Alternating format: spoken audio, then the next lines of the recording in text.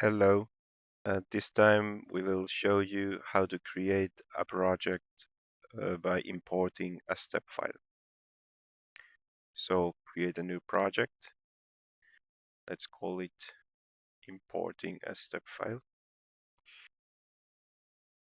And here you have your upload geometry file box. You can click there. Then you just choose your geometry.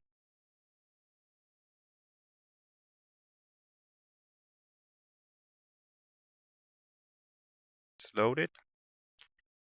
And you can see your step file loaded.